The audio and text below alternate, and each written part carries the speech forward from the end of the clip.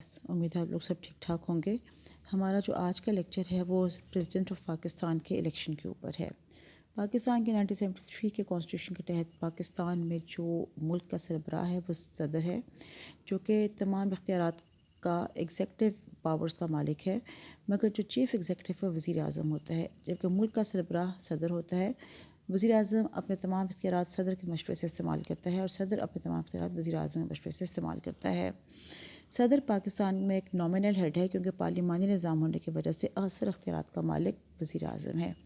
پاکستان کا صدر منتخب ہونے کے لیے ضروری ہے کہ وہ شخص مسلمان ہو،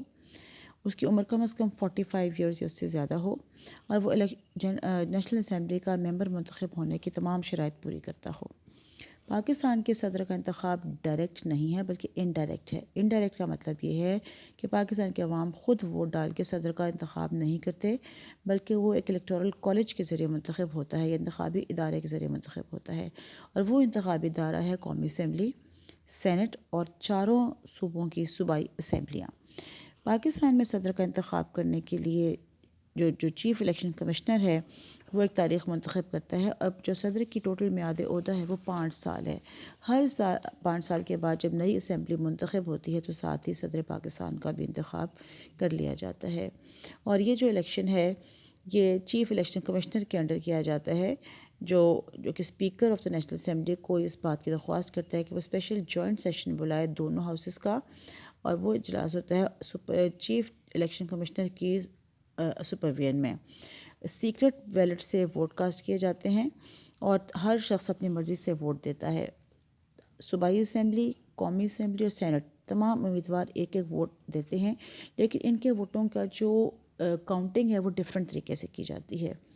نیشنل اسمبلی اور سینٹ کے جو امیدوار ہیں ان کے ووٹ تو ایز اٹ از گن لیے جاتے ہیں، یعنی ایک فرد اور ایک ووٹ کے حساب سے گن لیے جاتے ہیں، لیکن مختلف صوبائی اسمبلیوں کی تعداد کے فرق کی وجہ سے وہاں پہ ایک فارمولا لگایا جاتا ہے، کیونکہ ادروائز پنجاب اسمبلی میں سیٹوں کی تعداد سب سے زیادہ ہے، تو لہٰذا جو بھی پنجاب اسمبلی کے سے ووٹس لے گا وہ آٹومیٹکلی ملک کا صدر منتخب ہو جائے گا، تو پنجابیوں کے علاوہ کسی اور صوبے کا صدر منتخب ہونا تھوڑا سا مشکل ہو جائے گا۔ تو اس چیز کو کاؤنٹر کرنے کے لیے ایک فارمولا لگایا گیا ہے کہ جو شخص جس اسمبلی سے جتنے بھی ووٹ لیتا ہے اس کو جو ہے کاؤنٹ کیا جاتا ہے، اس کے بعد وہ ووٹ کاؤنٹ کر کے جو سب سے چھوٹی اسمبلی ہے بلوچستان کی اس کے ٹوٹل ووٹوں سے اس کو ملٹیپلائی کیا جاتا ہے، اور جس اسمبلی کے ووٹ ہوتے ہیں ان کے ٹوٹل سیٹ سے اس کو ڈیوائڈ کر دیا جاتا ہے۔ فار ایگزامپل یہاں پہ ایک فارمولا دیکھیں کہ پنجاب اسمبلی سے اگر یہ آپ کو اگر سامنے نظر آ رہا ہو تو پنجاب اسمبلی سے اگر کسی شخص نے 50 ووٹ لیے ہیں تو اس کو 65 سے ملٹیپلائی کیا جائے گا، جو کہ اصل میں بلوچستان اسمبلی کے ٹوٹل ووٹس ہیں، ٹوٹل سیٹس ہیں، اور اس کو ڈیوائڈ کر دیا جائے گا پنجاب اسمبلی کی ٹوٹل سیٹس، اور جو جواب ہوگا وہ اس کینڈیڈیٹس کے ووٹس کاؤنٹ کیے جائیں گے۔ یعنی کوئی بھی کینڈیڈیٹ جس مرضی اسمبلی سے جتنے مرضی ووٹ حاصل کرے ملٹیپلائی اس کو 65 سے ہی کیا جائے گا، جبکہ ڈیوائڈ جو ہے اس کو